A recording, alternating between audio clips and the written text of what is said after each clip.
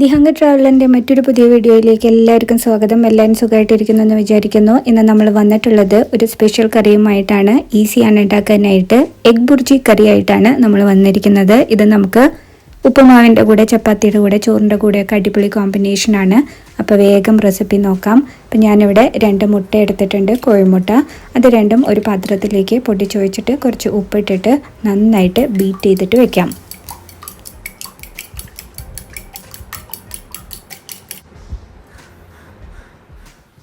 ഇനി ഒരു മൺചട്ടിയിലേക്ക് നമ്മൾ കുറച്ച് വെളിച്ചെണ്ണ ഒഴിക്കുകയാണ്. 1 ടേബിൾ സ്പൂൺ വെളിച്ചെണ്ണ ഒഴിച്ചിട്ട് നമ്മൾ നേരത്തെ ഉപ്പിട്ട് ബീറ്റ് ചെയ്ത് വെച്ചിരിക്കുന്ന മുട്ട ഇതിലേക്ക് ചേർത്തിട്ട് നമ്മൾ നന്നായിട്ട് ചിക്കി പൊരിച്ചെടുക്കണം. ശരിക്കും ബുർജി ഉണ്ടാക്കുന്ന പോലെ തന്നെ നല്ലോണം ഇതേപോലെ ഡ്രൈ ആക്കി ചിക്കി പൊരിച്ചെടുത്തതിന് ശേഷം ഇത് മറ്റൊരു പാത്രത്തിലേക്ക് മാറ്റി വയ്ക്കാം.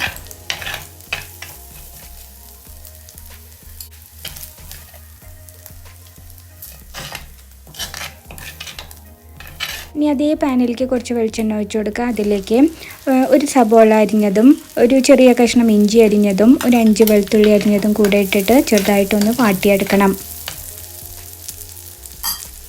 സബോളയൊക്കെ വാടി ലൈറ്റ് ബ്രൗൺ കളറായിട്ടുണ്ട്. അതിലേക്ക് 1/2 ടീസ്പൂൺ മഞ്ഞൾപ്പൊടിയും, 1 സ്പൂൺ മുളക് പൊടിയും, 1/2 ടീസ്പൂൺ നമ്മുടെ ചിക്കൻ മസാല അല്ലെങ്കിൽ ഗരം മസാല ഇതൊക്കെ ഇട്ടിട്ട് നമുക്ക് പച്ചമണം മാറുന്നത് വരെ വാട്ടിയെടുക്കാം.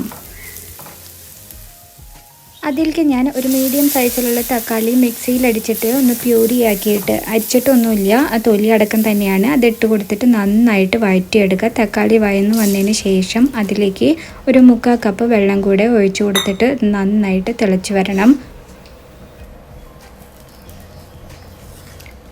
ഇപ്പോൾ ഗ്രേവിക്ക് ആവശ്യമായിട്ടുള്ള കുറച്ച് ഉപ്പും കൂടി ഇട്ട് കൊടുക്കുന്നുണ്ട്. മുട്ടയിൽ നമ്മൾ ഉപ്പിട്ടിട്ടുണ്ട്. അപ്പോൾ ഇത് നന്നായി തിളച്ച് വന്നതിന് ശേഷം നമ്മൾ കുത്തിപ്പൊരിച്ച് വെച്ചിരിക്കുന്ന നമ്മുടെ മുട്ട അതിലേക്ക് ചേർക്കുകയാണ്. പിന്നെ ഒരു table spoon frozen green beans അല്ലെങ്കിൽ വേവിച്ച ഗ്രീൻ ബീൻസ് നിങ്ങൾക്ക് ചേർക്കാം. ഇത് ഓപ്ഷണലാണ്. ഗ്രീൻ ബീൻസ് ചേർത്തില്ലെങ്കിലും വെറും കുത്തിപ്പൊരിച്ച മുട്ട ചേർത്താൽ നല്ല ടേസ്റ്റാണ് ഈ കറിക്ക്. അപ്പോൾ ഇത് നന്നായിട്ട് മിക്സ് ചെയ്തതിന് ശേഷം നന്നായിട്ടൊന്ന് തിളപ്പിക്കുക.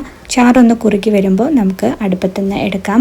അടിപൊളി ടേസ്റ്റാണ്. ഞാനിത് ഉപ്പുമാവിൻ്റെ കൂടെ കഴിക്കാൻ വേണ്ടിയിട്ടാണ് ഉണ്ടാക്കിയത്. ചപ്പാത്തിയുടെ കൂടെയൊക്കെ അടിപൊളിയാണ്.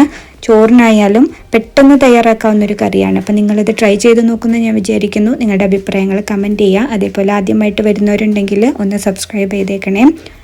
വീണ്ടും മറ്റൊരു വീഡിയോയുമായിട്ട് നമുക്ക് കാണാം. Till then take care and by.